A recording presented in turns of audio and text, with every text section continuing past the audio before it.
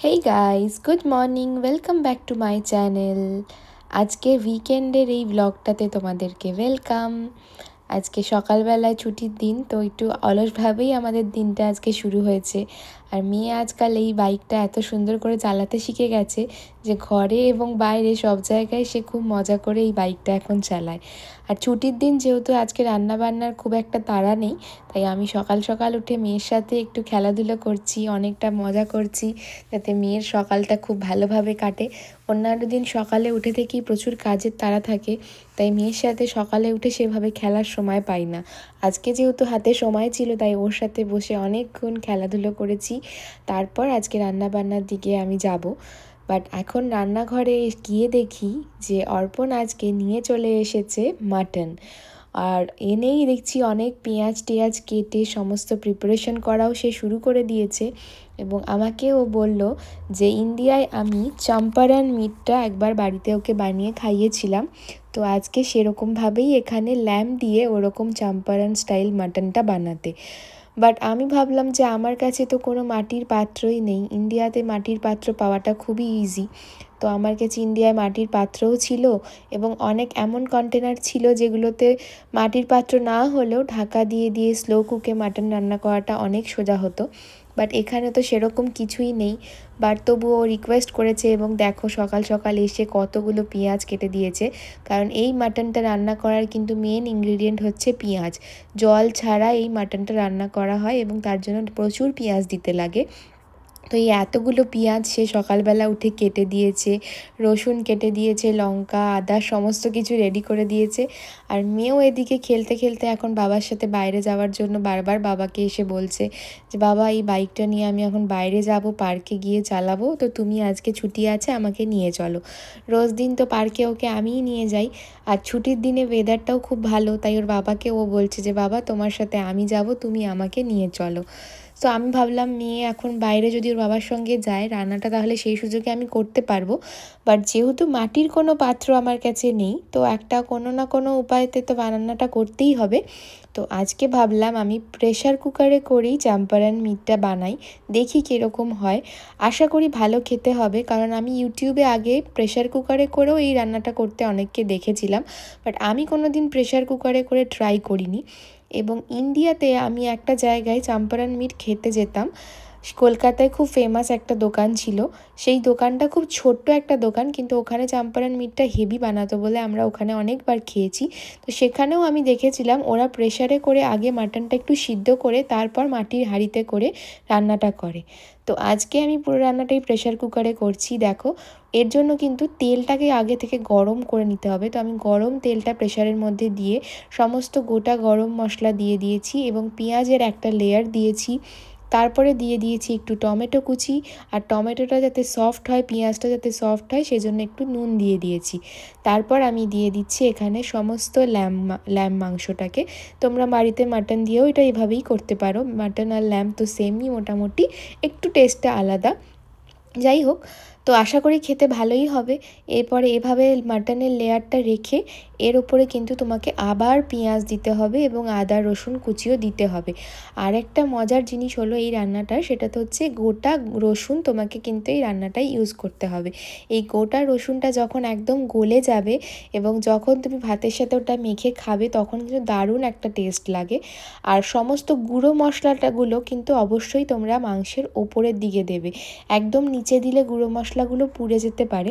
তাই গোটা গরম মশলাগুলো শুধু নিচে দেবে, আর যত গুঁড়ো মশলা রয়েছে সেগুলো একদম ওপরের দিকে দেবে।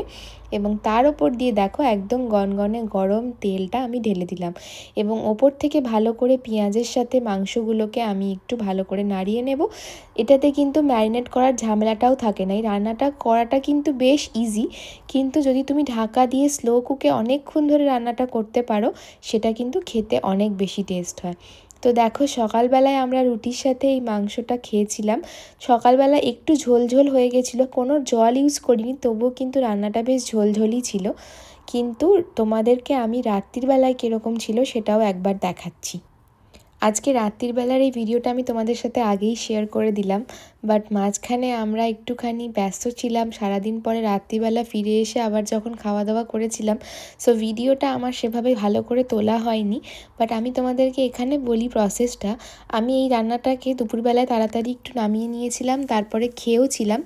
মাংসটা কিন্তু নরম হয়ে গেছিলো, বাট একটু ঝোল হয়ে গেছিলো। তো তারপরে আমি ওটাকে স্লো কুকে প্রায় আধ ঘন্টা থেকে 1 ঘন্টা বসিয়ে রেখেছিলাম, এবং তারপরেই কিন্তু মাংসের টেক্সচারটা পুরো বদলে যায়। ঝোলটা একদম শুকিয়ে গ্রেভি হয়ে যায় এবং কালারটাও ভীষণ চেঞ্জ হয় এবং মাংসের সফটনেসটা আরও বেড়ে যায়। তখন কিন্তু খেতে এটা আরও বেশি ভালো হয়ে গেছিলো। তো আজকে বিকেলবেলায় আমরা এখন রেডি হয়ে গেছি, যাব হচ্ছে অর্পণের একটা ফ্রেন্ডের বাড়ি। আর লাস্ট 2 দিন ধরে এখানে প্রচুর বৃষ্টি হচ্ছিল, বাট আজকে দেখো রোদ্দুর উঠেছে, ওয়েদারটা কি সুন্দর। এখন আমরা একটা অর্পণের ফ্রেন্ডের বাড়িতে ইনভিটেশনে যাচ্ছি। বাস স্টপে দাঁড়িয়ে রয়েছি, বাস আসছে। আর এই দেখো আহানা সাজুগুজু করেছে, কি সুন্দর লাগছে। এখন আস্তে আস্তে যত সামার আসতে চলেছে তত ওয়েদারটা আরও সুন্দর লাগছে, কারণ এখন ঠান্ডাটা অনেকটা কমেও গেছে আর সূর্যের আলোটা গায়ে এসে পড়লে খুবই আরাম লাগছে এই সময়টা। আর এখন আস্তে আস্তে দিনটাও বড় হতে স্টার্ট করেছে। এরপরে তো এতই বড় হয়ে যাবে যে রাত্রি 10টা অবধিও দিনের আলো দেখতে পাবো আমরা। বাট এখনও অতটাও বাড়েনি দিন, বাট তবুও এখন বিকেলবেলায় দেখো আমরা বেরিয়েছি, সূর্যের আলো এখন ভালোই রয়েছে আর ঠান্ডাটাও অনেক কমই আছে। আর এদিকে আমার মেয়ে বাসের অপেক্ষা করতে করতে স্ট্রলারের মধ্যেই ঘুমিয়ে পড়েছিল। তো যাই হোক, বাসে করে আমরা এখন চলে এসেছি ওর ফ্রেন্ডদের বাড়ির কাছে। এই বাড়িটা যেখানে, সেই জায়গাটা দেখো তোমাদেরকে দেখাই কীরকম। এখানে আসতেই আমার মনে হলো যেন আমি পুনে বা ব্যাঙ্গালোরের কোনো সোসাইটির মধ্যে চলে এসেছি। লন্ডন শহরের আশেপাশে এখন এত সমস্ত বড় বড় হাই রাইজ বিল্ডিং তৈরি হতে স্টার্ট করেছে যে দেখলেই মনে হয় যে যেন পুনে বা ব্যাঙ্গালোরের কোনো সোসাইটিতে আছি। এবং ওর ফ্রেন্ডরা এরকম ফ্ল্যাটেই থাকে। দেখো ওদেরও একটা ছোট্ট মেয়ে রয়েছে, আহানার মতোই, সেম এজে দুজনের সাথে খুবই ভালো বন্ধুত্ব হয়ে গেছে। দুজনে সারা সন্ধে খুব মজা করে খেলাধুলো করেছে এবং আমরাও অনেক মজা করে গল্প করেছি, একসাথে অনেক সুন্দর একটা সময় কাটিয়েছি। খাওয়া দাওয়াও করেছি, বেশ হালকা ফুলকা খাওয়া দাওয়া করে অনেকটা সময় গল্প করে মজা করে তারপর কাটিয়েছি। ছুটির দিনগুলোতে এখানে কোনো বন্ধুর বাড়িতে একসাথে এরকমভাবে টাইম কাটালে বেশ ভালো লাগে।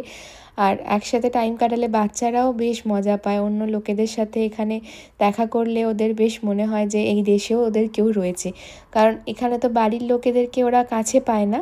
তো এভাবে ওদের নতুন নতুন বন্ধু হলে ওরা বেশ মজা পায়। দেখো দুজনে কত খুশি, দুজনে একে অপরকে হাগ করেছে এবং ক্ল্যাপিং করছে। দুজনে যাওয়ার আগে সুন্দর করে দুজনকে বাই করেছে এবং এরপর আমরা এবার বাড়ির দিকে রওনা দেব। আজকে অনেকটাই লেট হয়ে গেছে ওদের ওখান থেকে বাড়িতে বেরোতে, কারণ এতক্ষণ গল্প করতে করতে সময় কেটে যায় কিভাবে বোঝাই যায় না। সো এখন আমরা বাড়ির জন্য রওনা দিচ্ছি। সো এই ব্লগটা তোমাদের আজকে কীরকম লাগলো দেখে অবশ্যই আমাকে জানিও। আর বাড়িতে অবশ্যই এই মাটন রেসিপিটা তোমরা ট্রাই করে দেখো, প্রেশার কুকারে করেও ট্রাই করে দেখতে পারো, অবশ্যই খেতে ভালো হয়। আর যদি হাতে সময় থাকে তাহলে অবশ্যই আমি বলবো স্লো কুকে রান্না করে খেও, তাহলে কিন্তু টেস্টটা আরও ভালো হবে। সো দেখা হবে আবার নেক্সট ব্লগে। Thanks for watching, bye bye.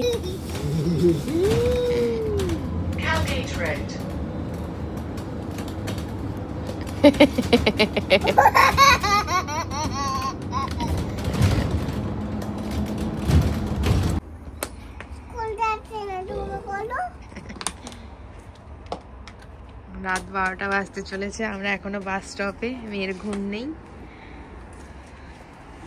অপেক্ষা করছি বাসে।